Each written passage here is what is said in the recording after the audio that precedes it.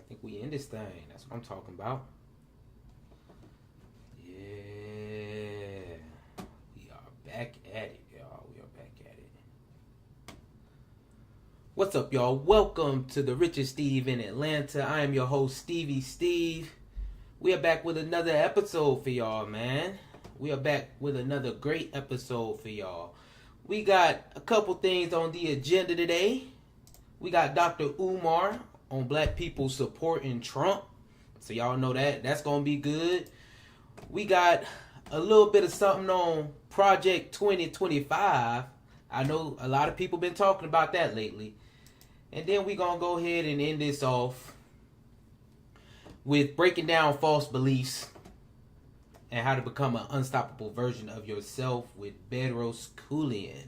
So that will be cool as well, man. If you with me, make sure you like, subscribe, and leave a comment. Leave a comment, because we are in the building.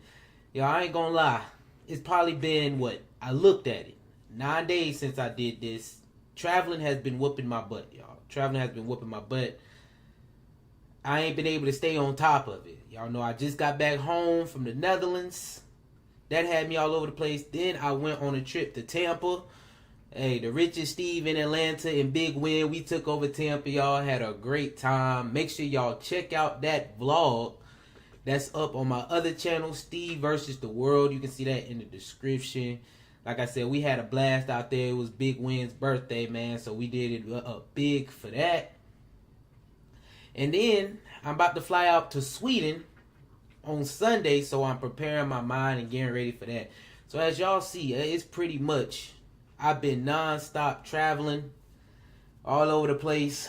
And it's just, in this period, it's been a lot to handle. But it ain't nothing that we gonna see it through. We gonna stand through it. And we gonna keep the consistency up. So y'all get this video for this week. And also, check out the clips, you feel me? I'll be clipping this thing down and doing that. Before we get into our first topic, I got something I need to say.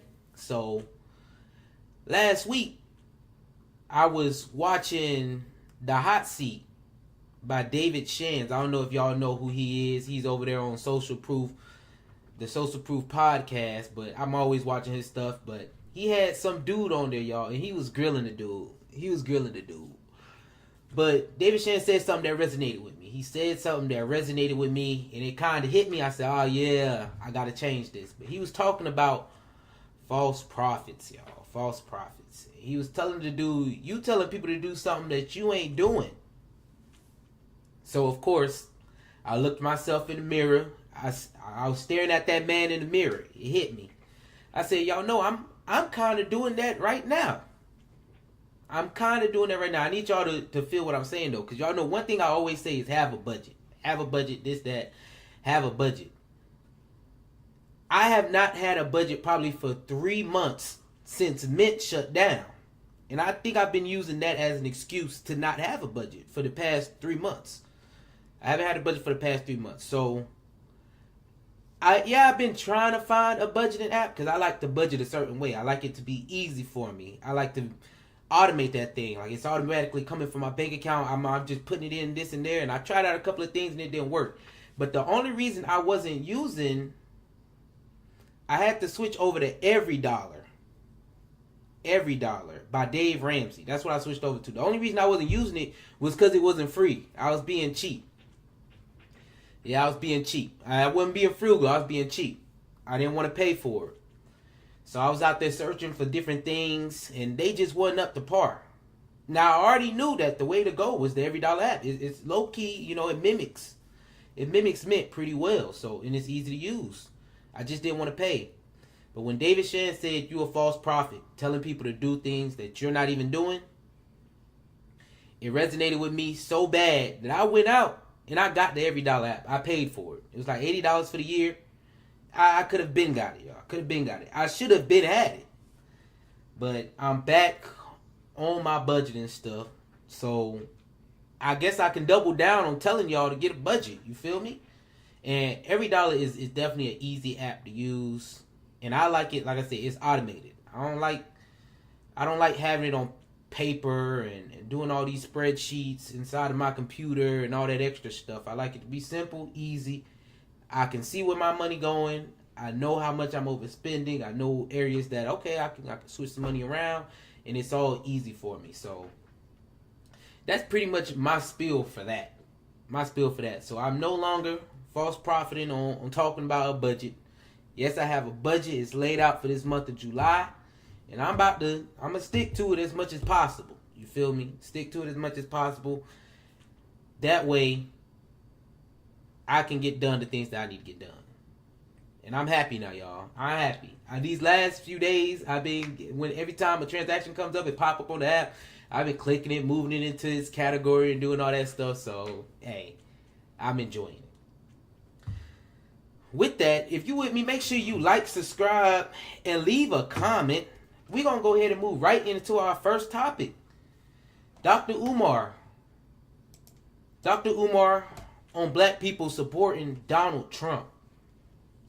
One thing about Dr. Umar, y'all know he come whole different ways and he do a whole bunch of stuff. So I'm very interested in this video. Y'all know I click on the video, I see a little something. I say, okay, yeah, he talking. He doing some things. He doing some Dr. Umar things.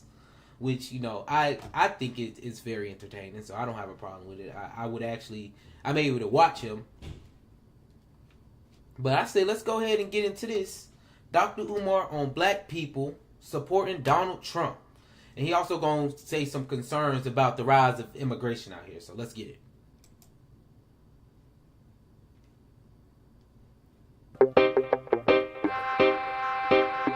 Dr. Umar, welcome back. Glad to be back. Serious thing, right?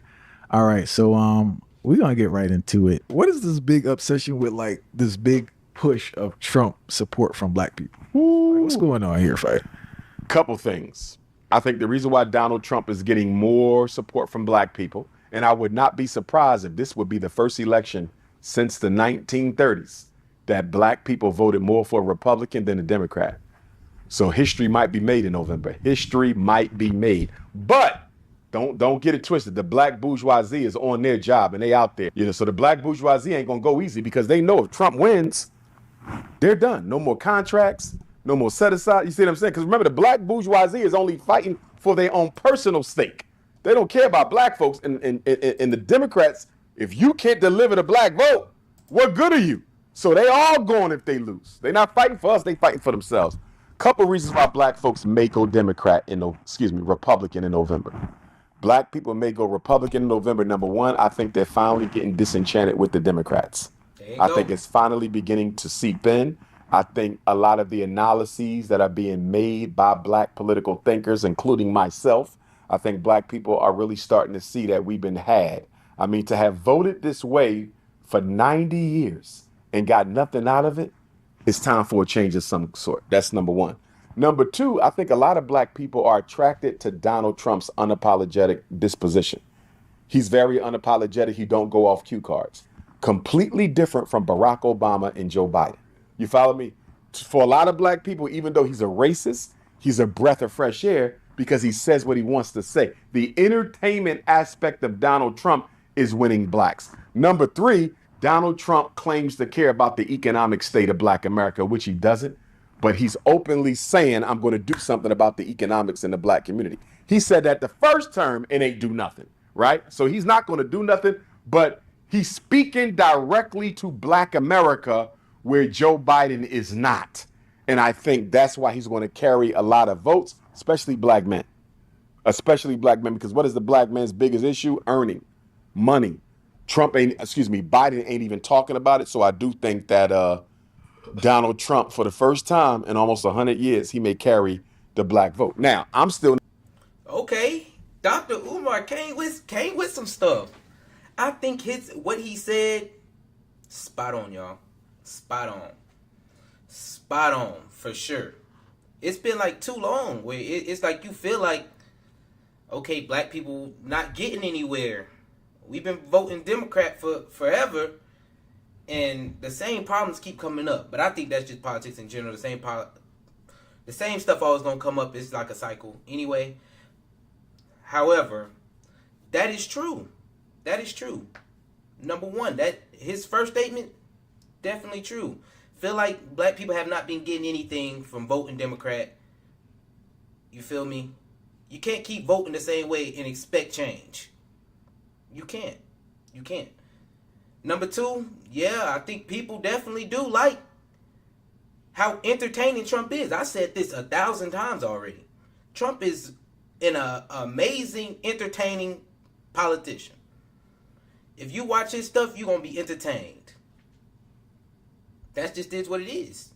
And with that, he incites things into people. He incites emotion into people. That now they feel some type of way about him. Whether it's this way or that way, he's going to be talked about.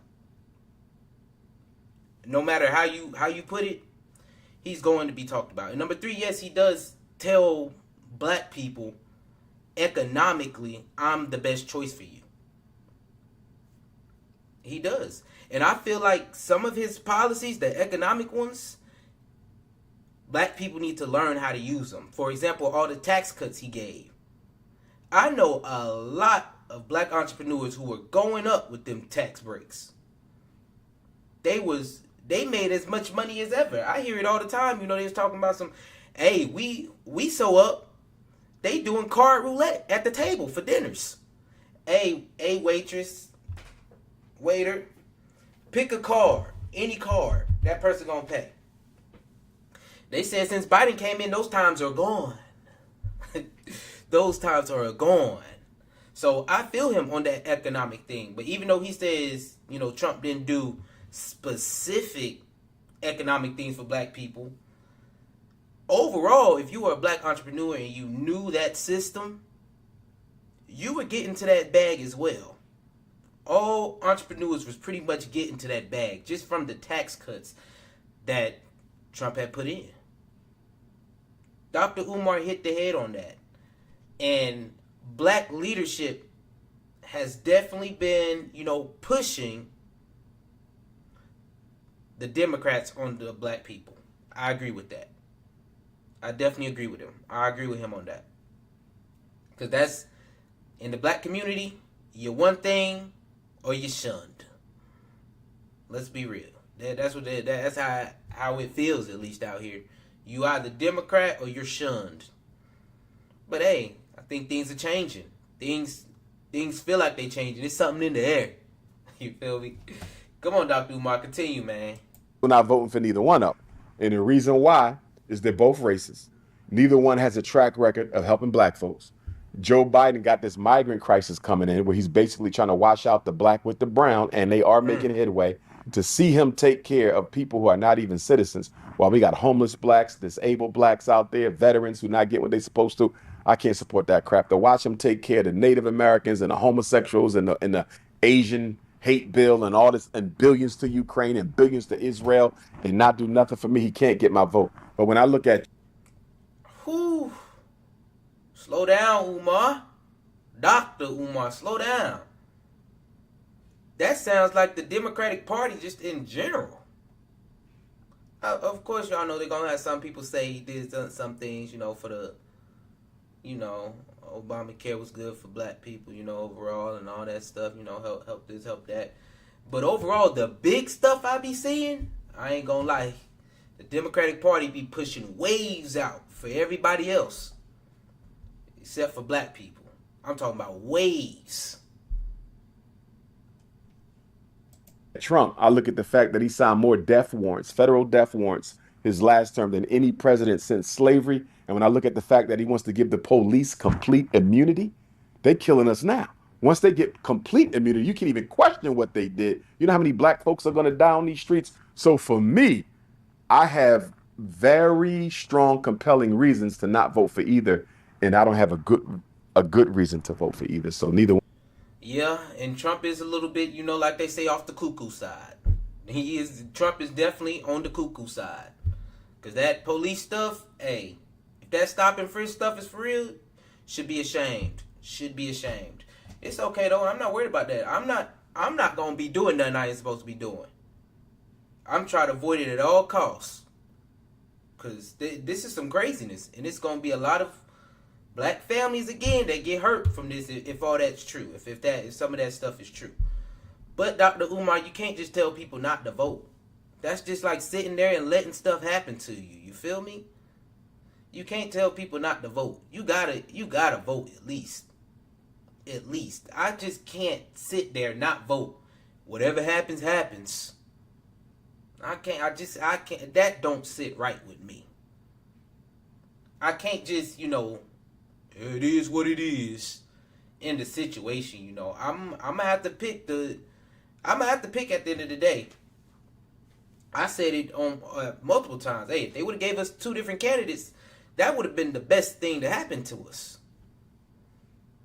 That would have been I would have been jumping up and down. 2 different candidates, okay. Now here we go.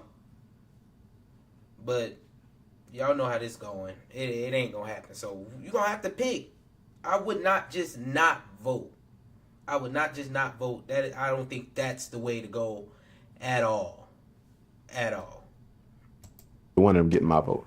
I'll probably vote for one of my ancestors or something.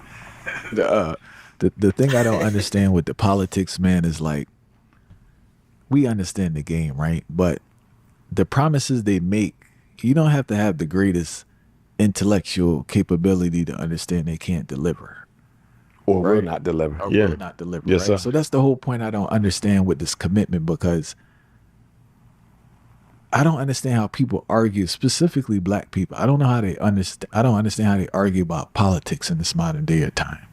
As if like this person's actually going to help you and this other person's actually going to help you. And like, if we observe what's going on, even what you said with immigration, right? Mm-hmm. I'm not trying to be Dr. Doom, but fire look kind of rough for black people moving forward, how the system's set. And I don't see these people doing anything to assist. So you may want to come up with another plan outside of walking behind these people and looking for them to do something.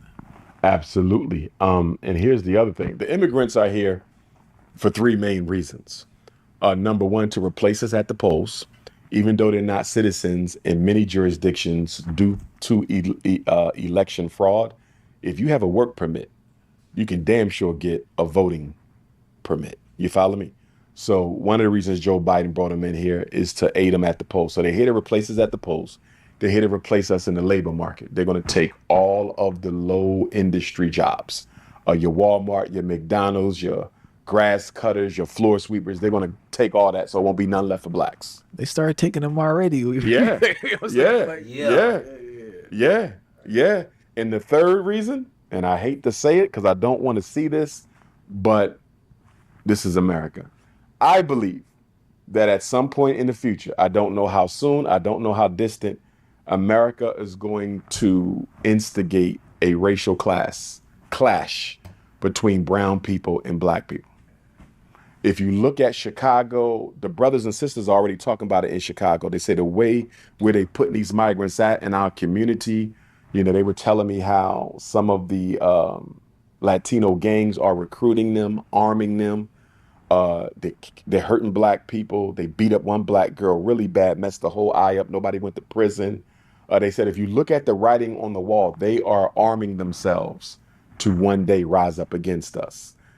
There was something, this white woman did a report on YouTube where she said a whole bus full of migrants came to Chicago and somebody from the army brought bags full of weapons on there. She said she saw herself. If this doesn't go as quickly as they want it to go in terms of us being replaced by them, they're going to instigate a racial class that will lead to a mass loss of life for black folks, because the government is going to stand with them against us. We're going to be seen as the perpetrators. So black people need to get armed. We need to get ready. But we also need to admit that part of this is our fault.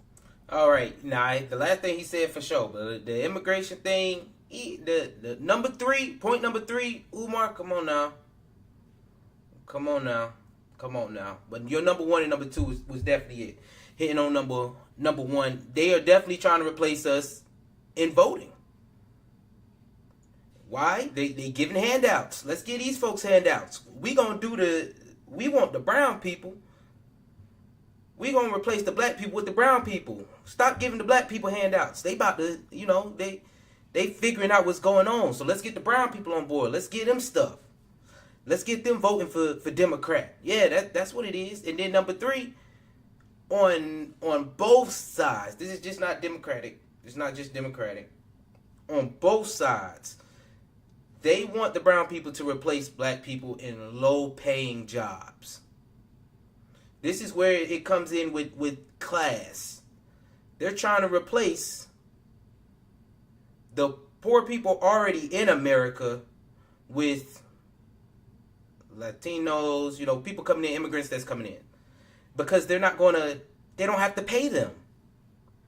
This is that second point, strictly on money. They trying to keep as much money in their pockets. They trying to keep money in their pockets. So they going to get people who come over, they happy with whatever they getting. When immigrants come over here and they get to America, they see America as a bag. So they going to get that low paying job. They going to send money back home and live it up. They okay with living multiple people in a home, stacking their cash, sending it back to their motherlands, supporting their family back there. They not asking for wage increases. They want to work. They want to get to that cash, get to that bag. They don't care how much they getting paid. So on both sides, they trying to replace low income workers with low income workers who ain't gonna ask for no raises. So that's the point. And his third point on the race war, oh Lord, I don't know about that. I didn't see that coming. I ain't gonna lie to y'all. I did not see a race war in our future. I did not see that. Other than that, let's see what he got to say to end this off on how this is our fault. Cause I can sort of kind of agree. Let's see what he got to say though. Because we have pushed this multiculturalism, we have preached this black and brown thing so long that, well, since they're always talking about black and brown, send the brown people in there. And that's exactly what they did. Because we don't believe in having communities of our own, But with that being said, the biggest reason why black people don't get anything for our vote and never will is our vote is disorganized. In order to hold you the new mayor of Camden, hypothetically, he's the new governor of New Jersey, hypothetically, I can't hold either one of you accountable if we did not vote as a group. I have to be able to tell you that 45% of the black vote went to you, and we did this together. So if you don't open up them swimming pools, if you don't come up with some jobs, your next election, you're gone. Whether we get that 45% vote to another Democrat, another independent, or the Republican, you will not be in office the next time around. But when you vote as individuals, there's no organizational structure to your vote. You can't make them kind of threats because you voted by yourself. And you alone can't unseat me. You alone can't unseat me. You alone can't unseat me. Don't you find it interesting that people only tell black people to vote? They never tell them to organize it. Jews organize their vote. Those immigrants who are voting, it's going to be organized. The Arabs, they organize. I'm not saying they all vote for the same candidate, but they vote in blocks that are large enough where the person running for office better heed whatever it is they need to get done, because if you lose that block of votes, you might not carry that election. There you go. We don't do that. We ain't got no black voting blocks. Show me somebody that got a black voting block. We are completely dependent on the Democratic Party plantation to carry out anything black people need done. We don't vote as independent voters. We don't think as independent voters. It's all Democrat until it's not. Dr. Umar done finished us off pretty good there. Okay. You finished it off good, Umar, because you started going somewhere in the middle. I was kind of scared there for a second now. He kind of started going somewhere in the middle, but brought it back in. I've always, not always, but I've recently, literally, that last point he made, I was like, yo, we don't vote together worth nothing. If we only vote for Democrats, they don't care anymore. We not worried about y'all vote. Y'all gonna vote for us no matter what. But if we like, hey, watch this, and we go over to the Republicans, and the Democrats gonna be like, hold on, we actually have to do something to get their vote. Oh, okay, let's start doing this. Let's do this for them. Let's do that for them. Then we say, all right, yeah, there we go. That's what we've been talking about. Now you've earned our vote. You ain't gotta earn nothing these days. It's automatic. And on the other side, The Republicans don't want to do nothing for you because they already know you ain't voting for us anyway. And that's the dilemma that the black vote is in right now. That's the dilemma. We need to vote for change. We need to change something. Like, gosh, Lee. We can't keep doing the same thing over and over and over again and expect a different outcome. And now it's getting even bad. I'm telling you, them black people in Chicago, they do not be happy. They do not be happy. Talking about how the immigrants came in and doing them. It is sad. It is sad, man. Dr. Umar, you had some good takes. Dr. Umar had some good takes. I would give him I was surprised he did as good as he did on a lot of those takes, because that's exactly how we feel. The only two takes that I will not ride with is him not voting and that race war stuff. So make sure y'all go out and vote, because that's the only way we gonna make a difference. Okay?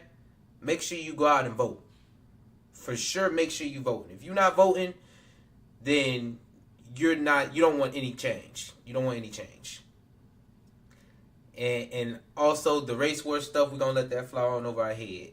If he becomes true, then we'll see how that go. Other than that, good stuff, Dr. Umar. Good stuff, Dr. Umar. If you with me, make sure you like, subscribe, and leave a comment. Leave a comment. As we move right on into our next topic, y'all. What is Project 2025? I know what has been going on with Project 2025. When I first heard about it, I heard about it from Democrats, trying to scare people. They trying to scare people. And I think it's a lot of misleading going on with this Project 2025 joint. A lot of misleading information with Project 2025. So we need to look at that. At the BET Awards, Taraji P. Henson, Project 2025. Go look it up. This is serious. So, of course, I go look it up. 900 pages. I'm not reading that. So, I had to wait on some videos, y'all. I had to wait on some videos to come out kind of explaining it, y'all. Hold on, y'all. Somebody done said something in the comments. Steve for president. I like that. Nah, y'all. Steve for president, that is hilarious. But yeah, y'all, that Project 2025, I don't think it's too much in there to be scared about. I think it's some truth in there as well. It's some truth in there, and it's some extremist stuff as well. Take it as you are. But we about to go sit through this so we can understand a little bit more about Project 2025, and I think it will alleviate some of the fear that people have when it comes to Project 2025. Because after me doing my own research, I don't think it's too much to worry about, and I'll explain that more as the video just goes on. Let's get it. A massive project has been causing quite a stir in Washington, and it's only going to become more of a hot topic leading up to the November election. Project 2025 is a major initiative led by the Heritage Foundation and a coalition of conservative organizations to prepare for Trump's second term and for future Republican presidents. Project 2025, spearheaded by conservative think tank, the Heritage Foundation, is a years in the making, 900-plus page presidential transition plan giving Team Trump a detailed blueprint for a potential second term. That blueprint would radically remake the federal government, if executed, with its stated goal being, quote, to assemble an army of aligned, vetted, trained, and prepared conservatives to go to work on day one to deconstruct the administrative state. The project is built on 4 pillars, which go well beyond previous transition efforts. There's the policy agenda, personnel, training, and a 180-day playbook to execute the think tank's plans. Many authors of the blueprint are former Trump officials. Joining us now, one of the architects of Project 2025, the president of the Heritage Foundation, Dr. Kevin Roberts. Good morning, sir. Good morning, Dr. Roberts. Thank you for joining us and coming. I know people are like, y'all got the architect of the 2025? Yes, because everyone has been talking about it.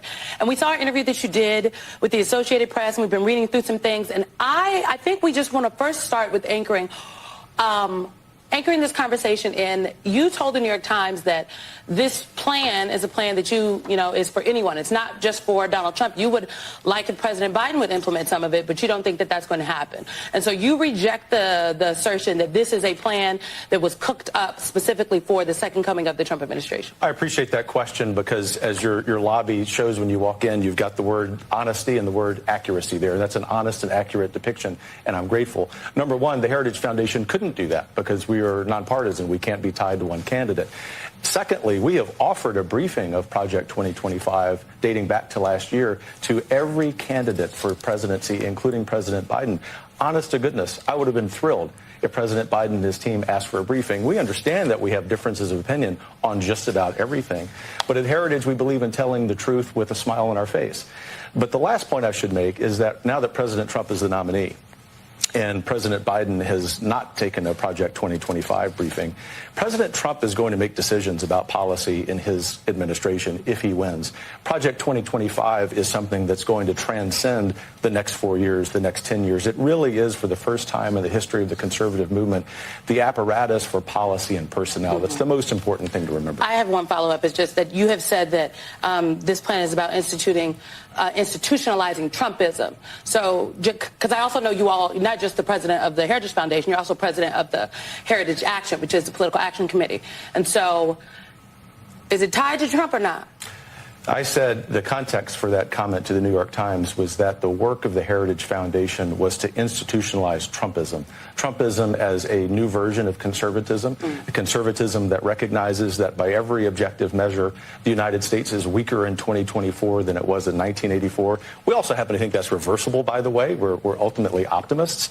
And by institutionalizing Trumpism, what we're saying is that even though we are known as Ronald Reagan's think tank, I'm a son of the Reagan Revolution, I'm very proud of that, that's 40 years ago. And we need to understand what time it is in America. And right now, Donald Trump, whether someone likes it or not, I happen to like it, is the standard bearer for conservatism. He is 100%. All right, so before he go in, y'all know I got to do my spiel. So as y'all see, the Heritage Foundation is only a think tank for the conservative ideals. That's what that is. Like he said, it's nonpartisan, so they can go to any president candidate they want to, any party they want to push their ideals. I don't see anything, if that's their beliefs, that's their beliefs. Let them do what they do. But obviously, there has been some propaganda pushed on fear for this movement, for Project 2025 as a movement. I didn't hear anything about it, honestly, until the Democrats started pushing it very hard. They started pushing it very hard. And we haven't even gotten into some of the policies that they have in there or the things that they want to change with Project 2025. It's just, in that first part, I feel it needs to be understood that Project 2025 is separate from whatever the candidates have going on, from whatever the parties have going on. It is a movement within itself. And I think that we all need to understand that first before we move on. You feel me? So I understand they have policies in there that people don't agree with too much and all that stuff, but I'm not just too worried off the strength of it, of 2025. It's just a collective group of people. They came together, they wrote papers about how they feel the U.S. should move for the next, what did he say, 5, 10, on and on and on, transitional years for each president afterwards. So, hey, are they going to go with Project 2025? Who knows? They might not. They might as well go with it.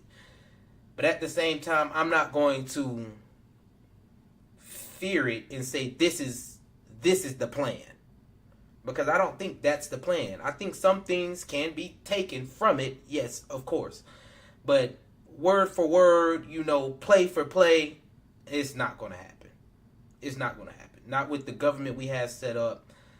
No, I don't think it's going to happen. Let's continue, though. Spot on. We're tired of the neocons and the uniparty.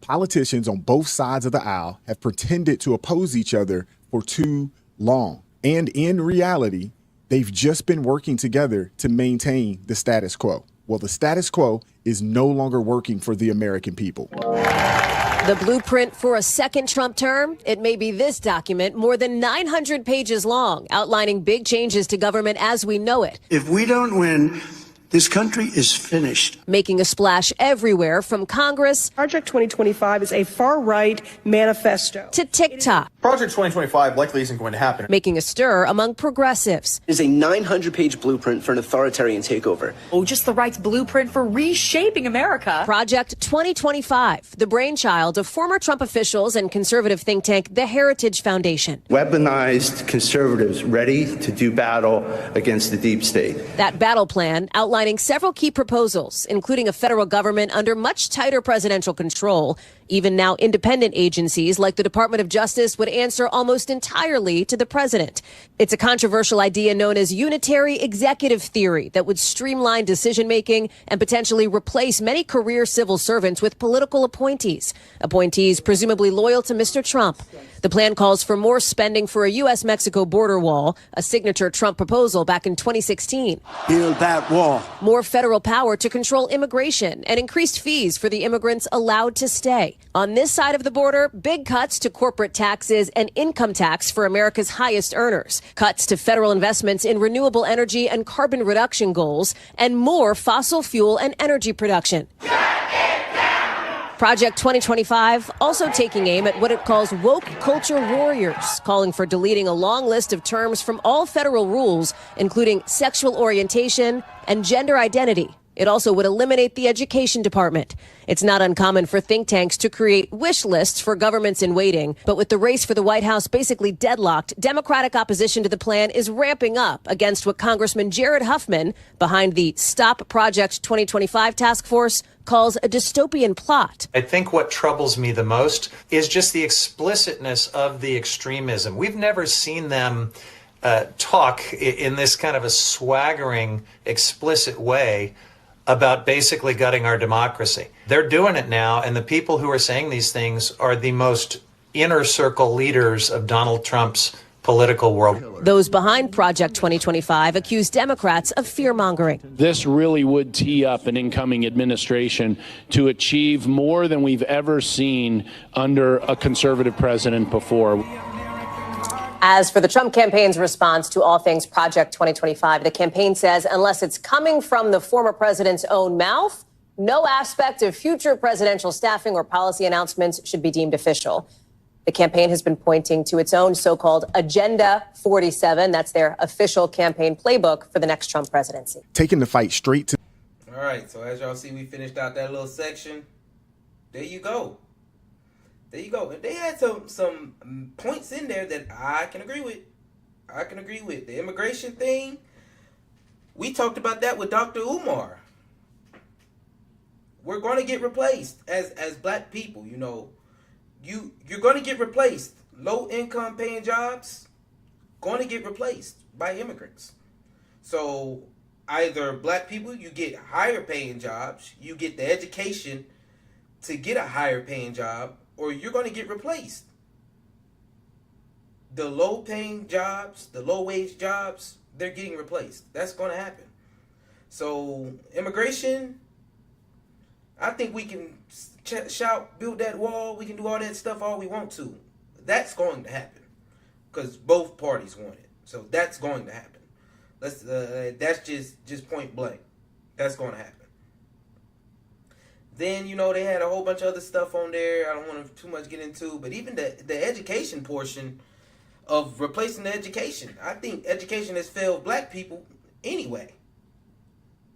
The amount of stories I see of little Johnny not being able to read, but they still gonna pass him on through each grade, horrible. It's a lot of stuff with that's just not there anyway. That it could be better for black people. I know that much.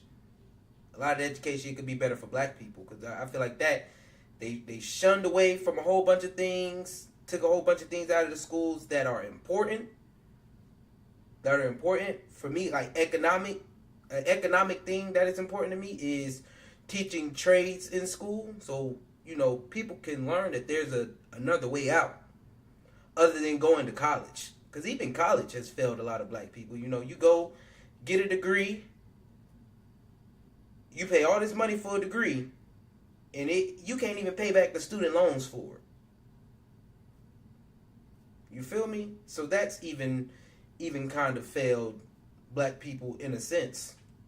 Well, we've gone all the way away from trades, or building our own, having our own, being able to support our own at that point, because that's even a point too. We all want discounts from ours, but we go everywhere else and pay full price. Besides the point.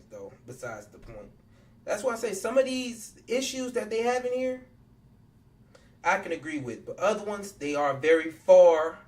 They're very far, and I would not like to see them implemented in the government. But let's continue.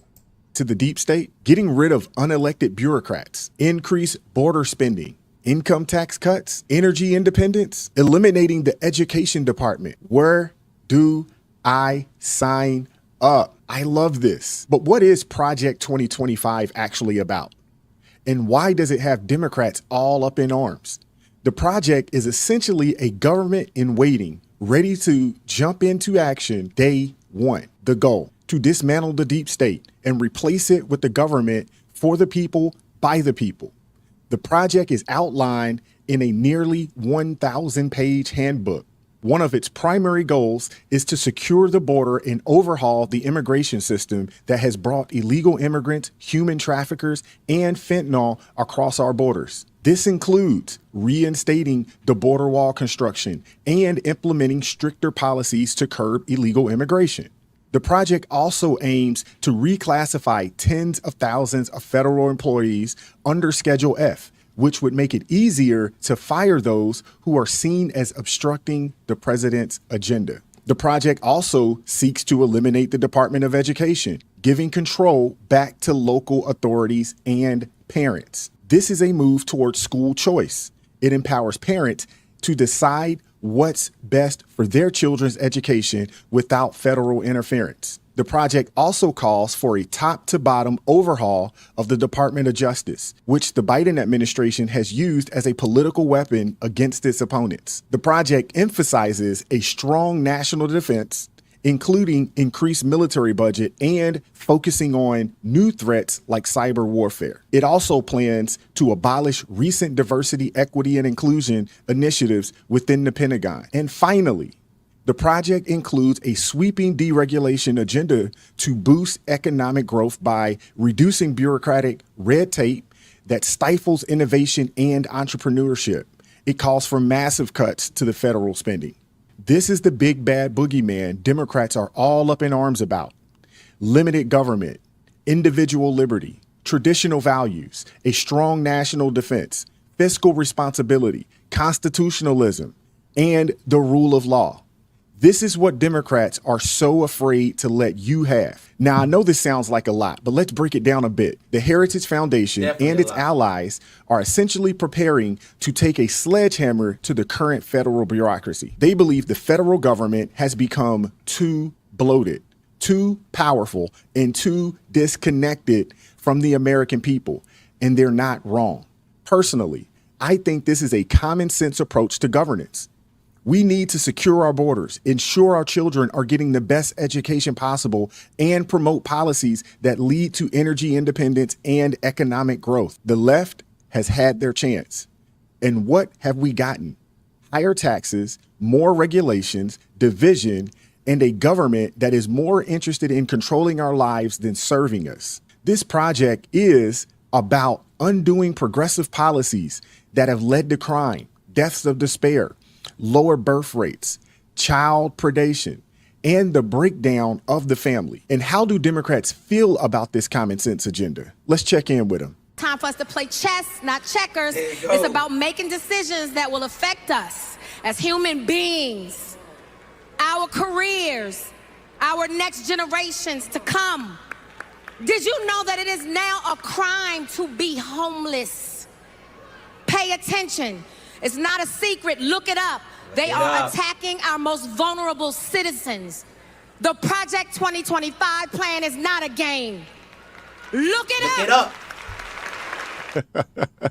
I'm sorry, that joint is funny, y'all. I'm sorry. It is funny. Taraji, I don't know if I can listen to Taraji too much, y'all. I don't think I want to take, too much advice from Taraji. It's a lot with her. It's a lot going on with her. I don't know. I don't know if she was the best person to give that message. Anyway, yeah, like I was saying, I don't really too much want to continue this. I don't have any foot in the race. He feels deeply about Project 2025, with the American people and all that. He's talking about the American people. I would take it down even further to Black Americans, you feel me, with our homes getting destroyed.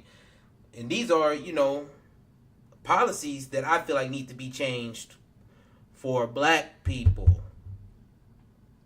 American people, as America as a whole, that's pure to me a money thing.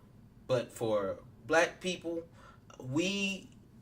some of those things that the Heritage Fund are talking about changing, I think Black people could gain a lot from that. I keep saying the immigration thing, build that wall. They've been talking about that for before Donald Trump, y'all. Years.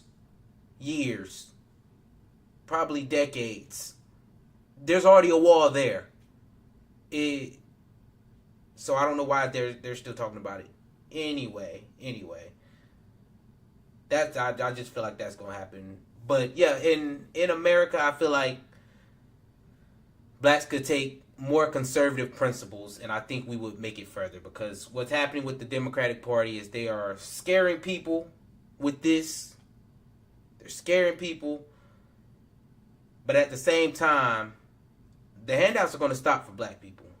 As you can see, they're going to start going to immigrants and all that stuff. Push posh. I think we've got enough information about Project 2025. If you need more information, go look it up, y'all. Go look it up. It's 900 pages. I can promise you I'm not reading through it. That's a promise. I'm not reading through that. I'll go read something else that'll help me in this stage of life before I read the Project 2025. Better yet, I'll go read something about government, because I still feel like as a young 26-year-old, it's my duty to actually learn and understand what the government is, how the government moves. That way I can better vote in the future, other than just voting for what my mom or parents says to vote for, or what they vote for, what they align with. So y'all be on the lookout for a little bit more content heading that way about just straight up learning the government, other than, all the policies and all that stuff. That way we have a better understanding of what we're voting for and why the system is set up the way it's set up in the first place. So if you with me, make sure you like, subscribe, and leave a comment, because we're going to go ahead and move on to the last topic of the day. The number one belief that is holding you back from winning, with Bedros Keuilian. I rock with Bedros Keuilian. He talks about being being being a man, stepping up to the plate, or just being better overall as a person. I feel like, he gives a lot of good things, and today he's going to break down some of the biggest lies that we tell ourselves, a lot of the false beliefs that we tell ourselves, and it's holding us back. And then he's going to help us rewrite ourselves into becoming the person that we want to become. So let's go ahead and get right on into this video and end this thing out on a good note, on some things that we can take away to better ourselves, because that's what's important at the end of the day, is bettering ourselves. Let's get into it. What's the number one belief that people have about themselves that is holding them back from success, and how can they change it? Bro, I think the number one belief that people have about themselves, which is also a false belief, is whatever bullshit story either they've told themselves or they've been told by others about themselves. So maybe someone said as when you're a kid, oh, you're clumsy, or you're big boned and have bad genetics and you're fat, or you've never been that intelligent, you're never good at math, you're never good at, or you're shy. So they grow up and they carry that belief system. And it's like carrying an anchor tied to your leg. So now if you are carrying an anchor that's tied to your leg because you have this false belief system about yourself that someone told you. And guess what? Maybe as a kid you were shy. Maybe as a kid you were clumsy. Maybe as a kid you were chunky. All right. Here's what's cool about the human body and the human mind. It's pliable. You can become anybody and anything you want with the right amount of work. Hey, there's some people that are genetically gifted and they're going to get there faster. They're more intelligent. They just understand things faster. They're more coordinated. They have the genetics to burn fat and build muscle. But then the rest of us just have to work harder, right? So you can change your story, but it's the story that people believe about themselves that then they create this whole belief system. Like, I'm clumsy. I'm supposed to be broke. I'm supposed to be blue collar. I have a learning disability. I've always been chunky, so I'm always going to stay chunky. No, man, you're just going to have to diet harder and train harder and figure out a set of macros that work for you. But when we have this false narrative that we believe about ourselves, it is like an anchor tied to your leg. Now, if you got the anchor and I don't, and we're about to have a 50-yard race, a running race, guess what? I'm going to win every time because you've got a 100-pound anchor tied to your leg. That is the equivalent of a false belief system, a story that you tell yourself that is untrue, that creates a false identity of you start feeling like this is who I am. I'm unlovable. I'm broken. I'm not capable. No one wants me. Just because you've either experienced that in the past, you've been rejected, you've been hurt, you've dealt with look, man, I was fucking molested by 2 older boys as a kid. Then I come to America after we escaped the Soviet Union and I'm bullied and beat up by gang members, right? Living in Section 8 housing. I grew up blue collar, like fucking worse than blue collar. I grew up broke and like fucking government assisted housing. I wore hand-me-down clothes. We found fucking shit in the dumpsters that we would take home and use, like a mattress and a broken up TV and whatever. So I share this with you because if my old belief system carried all the way to where I am today, I'd never be a multimillionaire. I'd never be sitting behind this microphone. I'd never have published a book. I'd never have created Fit Body Boot Camp. And I would have never have done all the things that I did. I had to shed my old belief system, my old story, adopt a new identity. And I was like, all right, who do I want to be? You know what? I want to be financially free. I want to be fit. I want to be well-versed in terms of communication.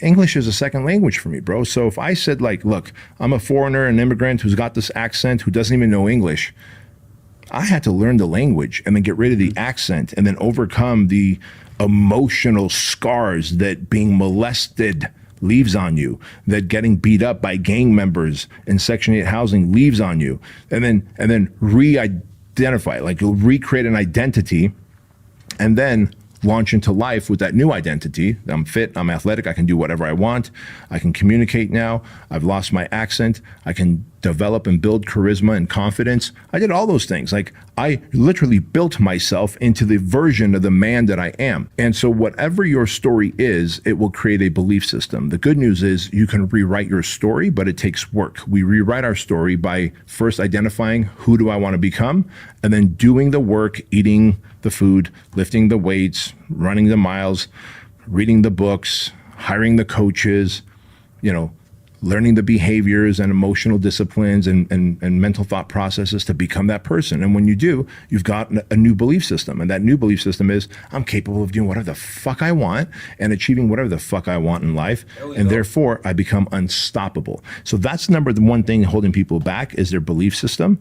Is their story that they tell themselves. They don't realize that they can rewrite that story, create a new identity, and then live a life that's completely different than this mediocre peasant fucking beat up life that they're living now. Hey guys, quick interruption to the Boy, that right there?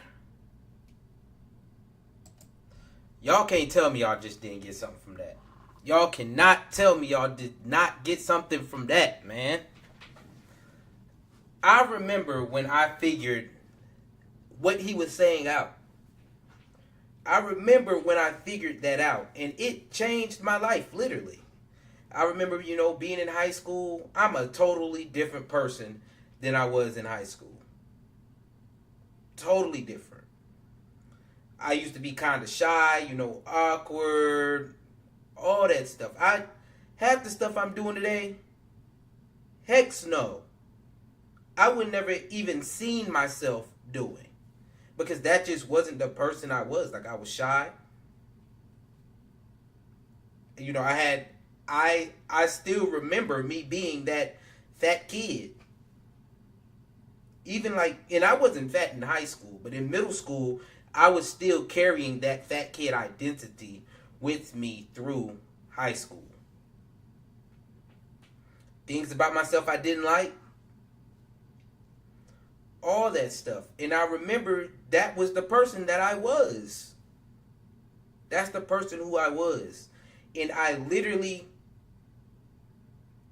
got tired of it and said I'm going to change it. And that's what I did. I'm not the same person at all. And you don't have to be the same person either. That's why I tell people I'm not the same person that y'all think I used to be. Even from college, I tell them I'm not the same person you think I used to be. At all. 100%.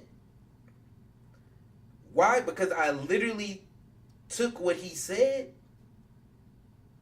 what Bedros Keuilian said, and ran with it. Ran with it. This is who I am now. This is who I want to be. You can say whatever you want to say. I don't care what you say about me. I've been called the coon. People still want to say the N-word to me and all this other stuff. I tell them, no, I don't rock with that. But all that stuff people put on you, all them labels people put on you, that's not who you are. You are who you want to be. You are exactly who you want to be. At the beginning and end of the day, you're exactly who you want to be. It's all about the work you put in to become that person. There are things that successful people do every single day. And 9 times out of 10, if you do those same things every single day, you will be successful as well. You just have to become that person. You have to become that person.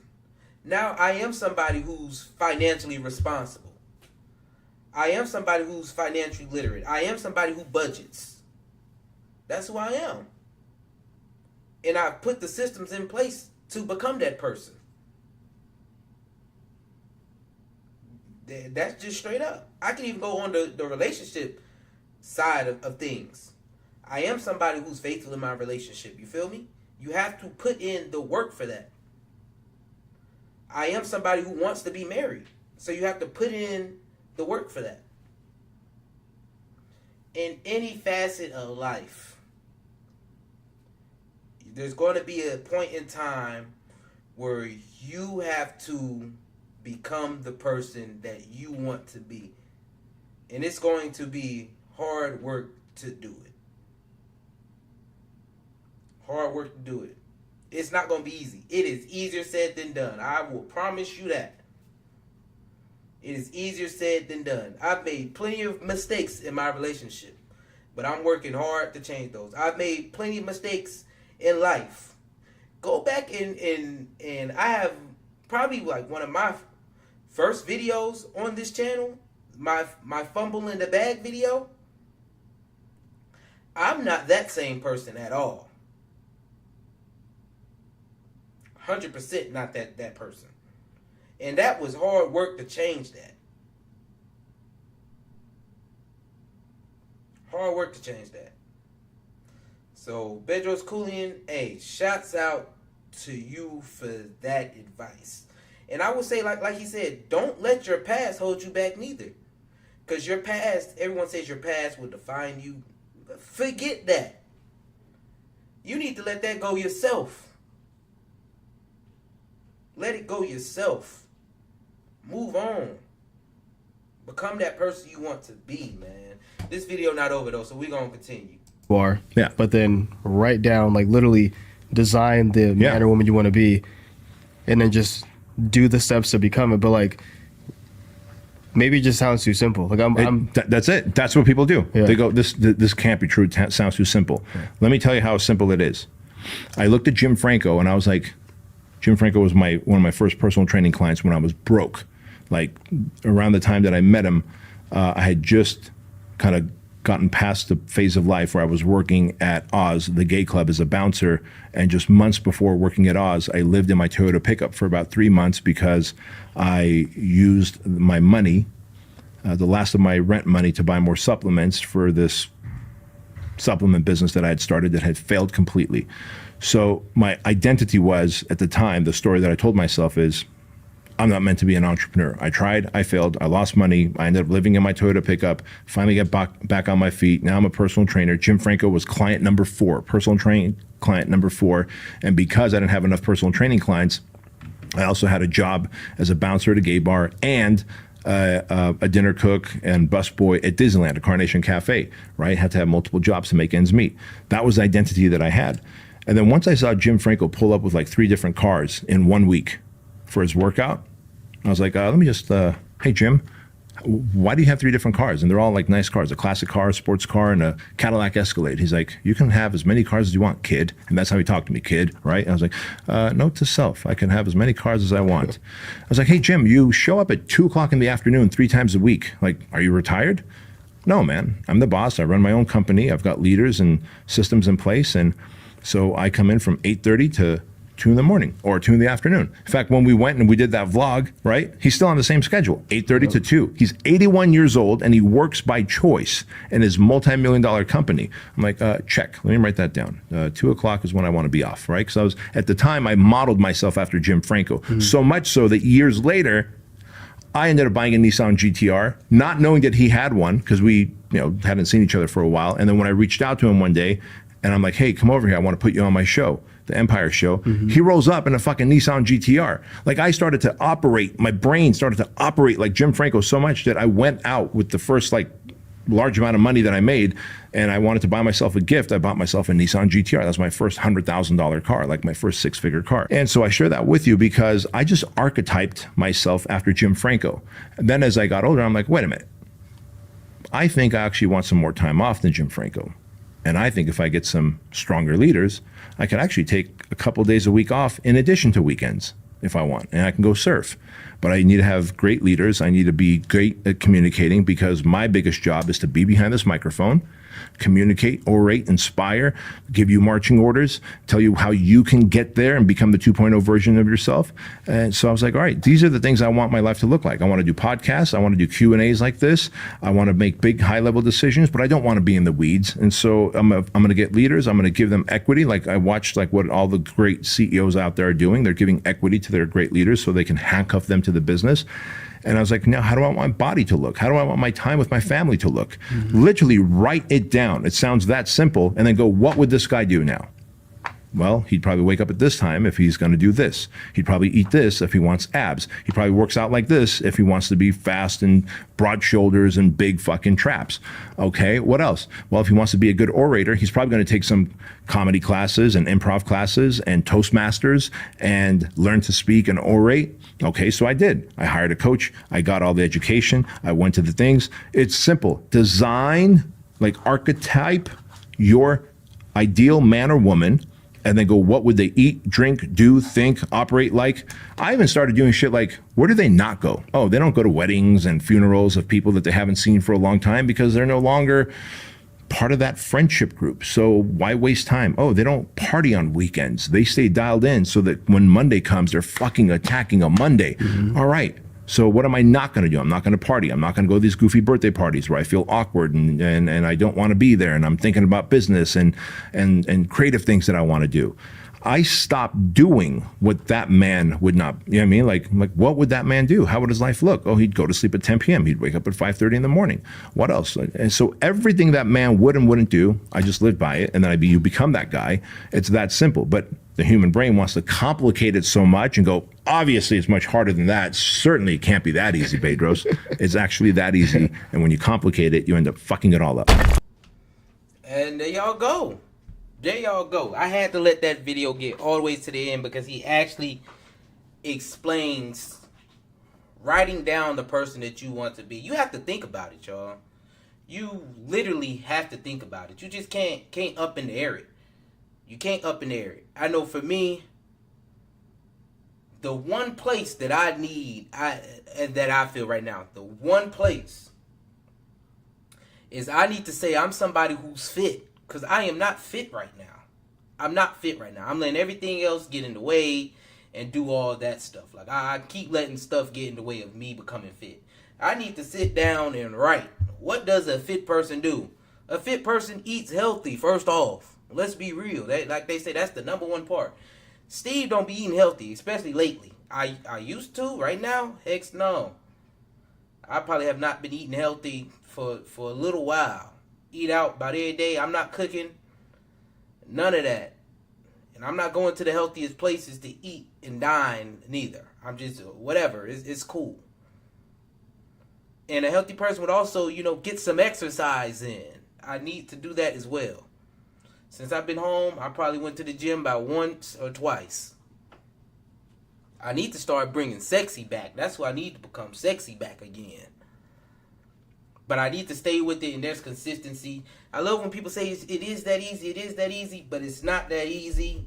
You need to set up systems over the goals. Like, write the goals down, but then you have to set up systems behind it so that you can accomplish that goal.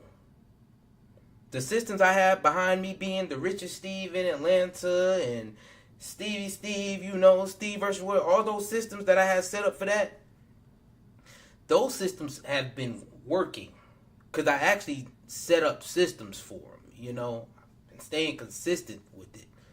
I have things already set up for me that speeds it up. All this stuff. The systems behind becoming the person that you want to be is the most important thing. I feel like this is a first step.